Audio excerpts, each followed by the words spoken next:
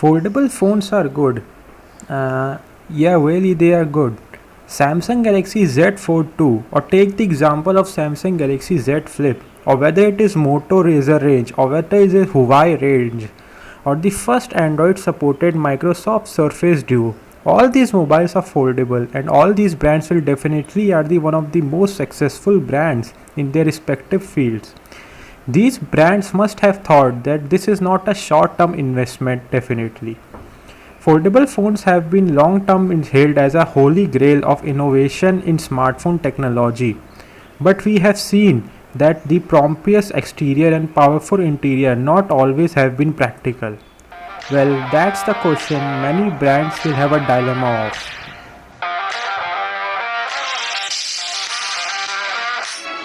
Wanna change the world? There's nothing too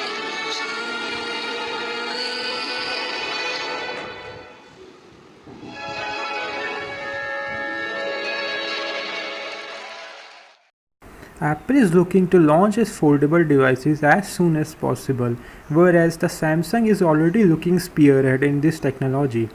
Now I'm just going to take a short review of the foldable devices before diving more.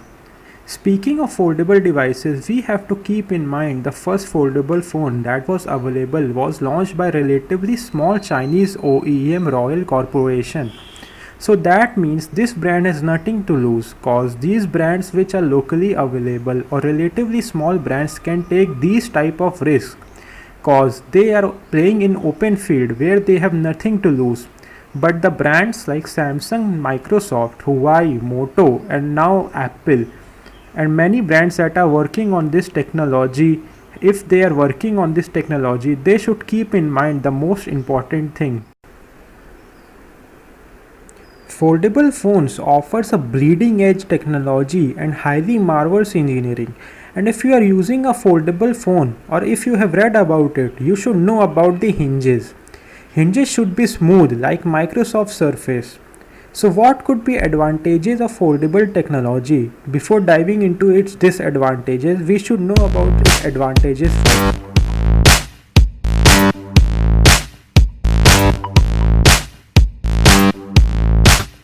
We start on a positive note here. There are sheer convenience of having a large display in one's pocket that can be unfolded in a jiffy is a productivity dream. Split screen multitasking is one of the biggest functional advantages of a foldable phone compared to the cramped experience offered by a regular smartphone.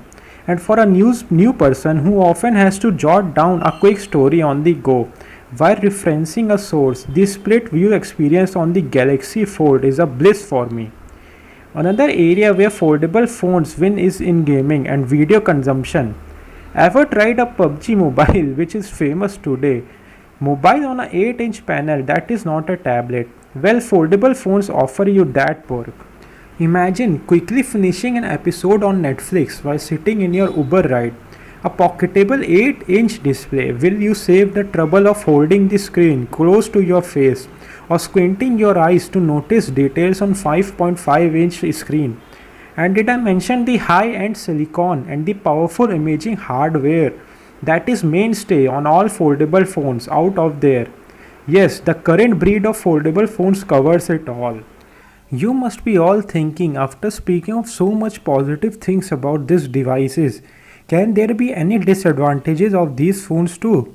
But after telling the disadvantage, this will wrap your all minds around. And this is where things start to go south.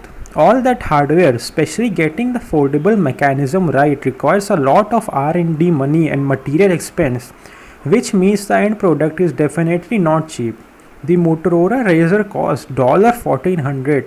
The Galaxy Fold will set you back by around $2,000, making a Samsung most expensive mobile, while Huawei Mate X goes even further. Yes, the price of components might come down over time, but asking price is unlikely to come below the $1,800 to $1,000 mark in near future. Also, it is unlikely that a foldable form factor will be paired with lower mid-range hardware.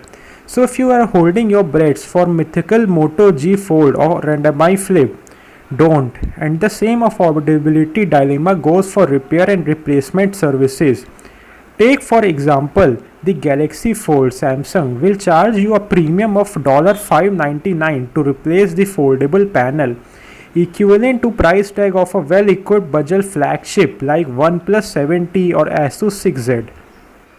And now talking about the replacement, let's go back in time to that unfortunate moment where the damage happens. We can all be clumsy, but you can't afford that in the case of pricely foldable phone. But that's not your fault entirely. Foldable phones are fragile, period. The edges are particularly susceptible to get roughed up, and even a few dust particles that manage to creep beneath can damage the entire panel. Remember the Galaxy Fold reviews that Fiasco did last year? When Huawei launched Huawei Mate, it didn't even let journalists to touch it, Matex, briefing that the fear of accidental damage, and it was before launching last year. We know that price will go down and the companies will work more on this technology, and we are still in test phase. But amount of hardware and amount of highly class engineering that these mobiles requires, we should expect the price will be as high or more as the other companies' flagship mobiles. Aside from cracking the foldable hardware code, smartphone makers are yet to agree upon the most viable form factor too. Clamshell or book, inward folding with elevated edges or outward folding with exposed glass. Will the unsightly crease go, or will the bumps and the lumps become normal? Another aspect that should be kept in mind that in these smartphones, if one of the screen is as thin as the thinnest smartphone, then using two screens at a time could drain battery very quickly. And if they make screens thick enough, then keeping that phone in your pocket after holding makes a feeling of carrying a slab in your pocket. Take the example of Microsoft Surface Duo. The screen is thin enough, but there is a battery problem.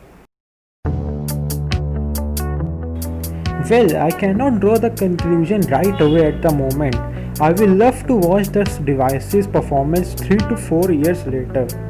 There are many problems to tackle by the engineers and mobile companies, and that's the interesting to see how much price, how much portable, the battery backup, the crease, the delicacy of these mobiles will be after 3 to 4 years later, and what impact it will put on smartphone industry. At the moment they are good and love to watch, and the design of these smartphones are designed brilliantly, and many companies are coming forward at the moment and working on this technology, but I will love to watch the performance of these devices.